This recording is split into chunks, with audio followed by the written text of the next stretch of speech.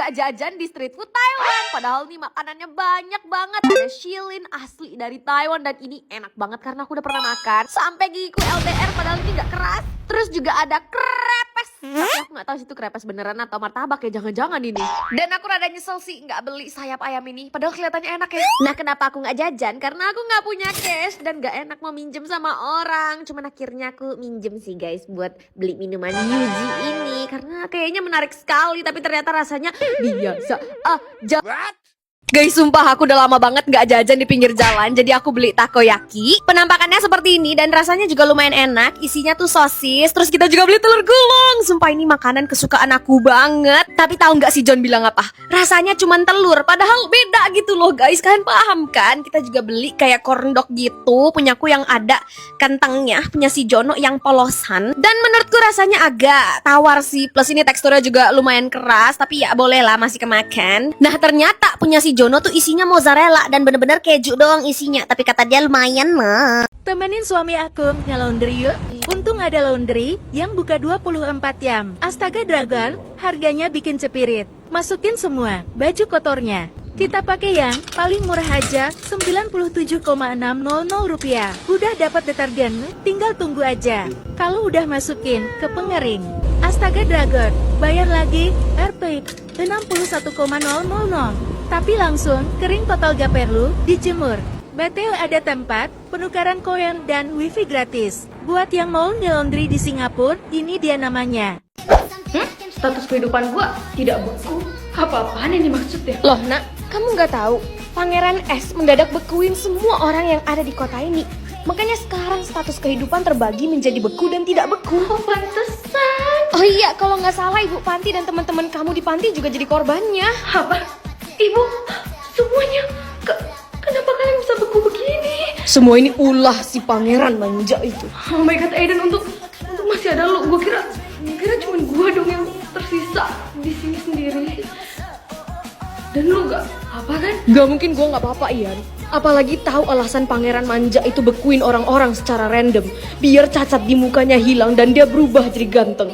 Kan rumornya udah kesebar tuh dari lahir muka dia cacat. Makanya dia selalu pakai topeng setiap kali dia keluar dari istana. Dasar pangeran gak guna. Wow, gua baru tahu dong soal hal ini. Gue ada ide Ian dan gue butuh bantuan lu. Apa? Lu mau gue nyusup ke istana dan ngehabisi nyawa pangeran? Lu gila? Oh, jadi lu nggak apa-apa? Ibu dan teman-teman kita jadi beku? Gak gitu, dan gue cuman gak bisa ngehabisinya orang lain. Harus bisa Pian, karena cuma dengan Pangeran Metong semua teman-teman dan bahkan ibu kita bisa balik seperti semula. Yan, lihat, bukan gua aja yang berharap sama lu. Semua orang di sini juga berharapnya sama lu, Pian. Tapi kenapa harus gue dan kenapa nggak orang lain aja? Karena katanya Pangeran S selalu memperhatikan lu dari jauh setiap kali dia keluar dari istana. Apa? Pergi, udah gua bilang gua nggak mau ketemu sama siapapun. Tapi ini Nona Pian Tuan. Apa? Kenapa lu bisa di sini? Mulai hari ini saya ditugaskan untuk menjadi pelayan istana, Tuan. Dan kepala pelayan menyuruh saya untuk selalu berada di samping Tuan. Ya udah, lakukan tugas lu dengan baik dan aduh Zen, sampai kapan semua orang itu akan membeku? Tolonglah Zen, sudah banyak orang yang demo di depan istana. Mama tidak tahan. Akan segera aku atasi, mah. Tenang saja. Aneh, kata orang-orang pangeran cacat mukanya. Tapi di foto masa kecilnya dia. Kenapa liatin gua begitu? Ada yang mau ditanyakan emangnya? Maaf Tuan, emangnya kelihatan banget ya?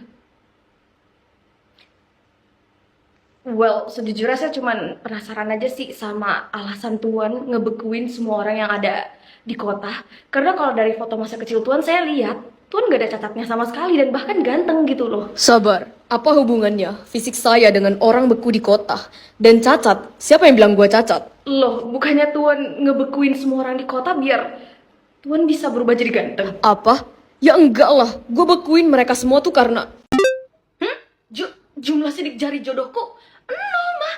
Kok bisa sih? Ya mana mama tahu sih, Yan. Orang bukan mama yang nyiptain jodoh kamu. Udah sana cepat kuliah. What? Sidik jari jodoh lu ada 12, Cel. Kayaknya dia punya 12 jari deh. Tapi nggak apa-apa, gemes banget. Bisa gue cubit-cubitin nanti jari tambahannya. Yan, kok lo mendadak diem sih? Emang berapa jumlah sidik jari jodoh lu? 0, Cel, jodoh gue nggak punya sidik jari sama sekali. Apa? Ini artinya jodoh lu nggak punya jari dong kalau nggak punya sidik jari. Ya nggak sih? Nah itu dia, pokoknya nanti gue ke pusat bantuan deh, biar tahu gitu loh, pasti ada kesalahan gak sih ini?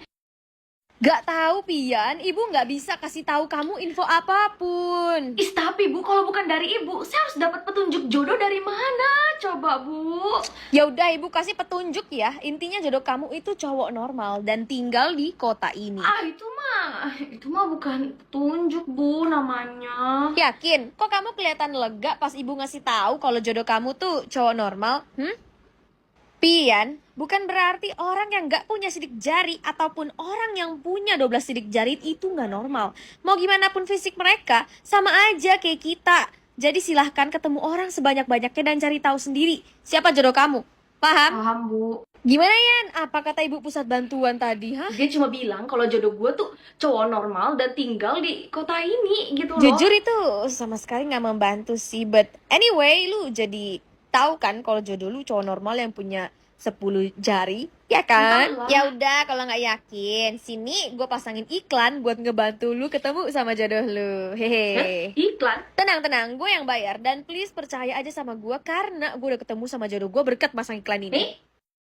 Cel, lu yang bener aja, masa gue mesti ngeraba setiap jari-jari cowok yang datang ke sini sih? Lu mau ketemu jodoh lu nggak? Dan tenang aja, iklan yang gue pasang nggak aneh kok. Gue cuman bilang siapapun yang nggak punya sidik jari bakal dapat duit 100 juta cash dari kita. Hihi. Sabar, dari mana kita dapat duit 100 juta itu ya? Ya dari lu lah, makanya cek bener-bener di jari mereka ada nggak sidik jarinya. Tapi Cel, Permisi, apakah benar lu yang namanya Pian? iya bener, tapi mohon maaf sebelumnya nih ya. Kalau Gue tinggal ya lu berdua, selamat berbicara. Chelsea, nggak bisa anjir Cel. Gue udah muak anjir megangin jari-jari cowok yang datang. Lu tau gak sih, tadi ada yang jarinya full sama tato naga, plus ada juga yang amplas jari-jari mereka sebelum datang ke sini, coy. Permisi, silahkan dinikmati pesanannya ya. Hati-hati. Loh, kok Maaf tangan saya licin.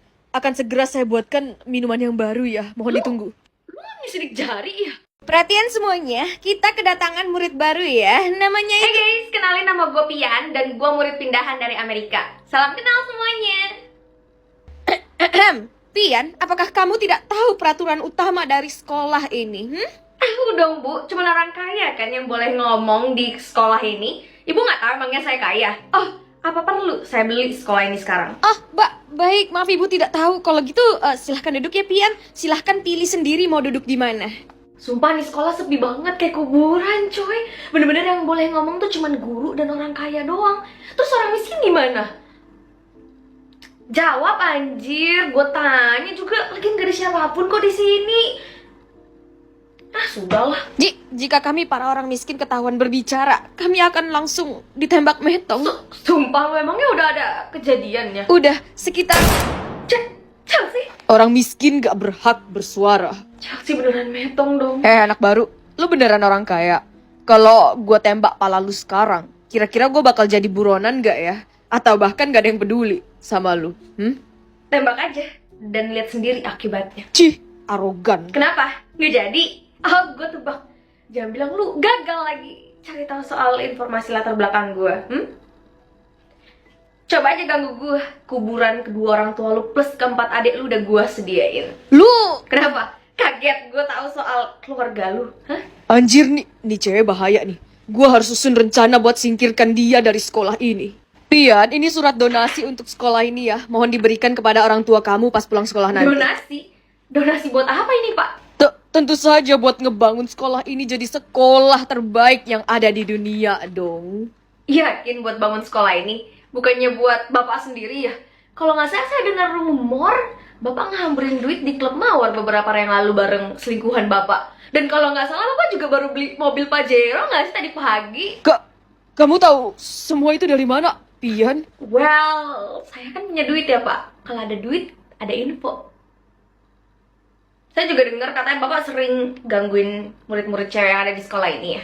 Gangguin? Ya ampun Pian, kamu jangan sembarangan ngomong loh. Nanti orang salah paham kalau denger kamu ngomong begitu. Oh iya? Kalau gitu kenapa? Saya ada buktinya. Tuh Bapak megang-megang cewek cuman gara-gara dia telat bayar uang sekolah.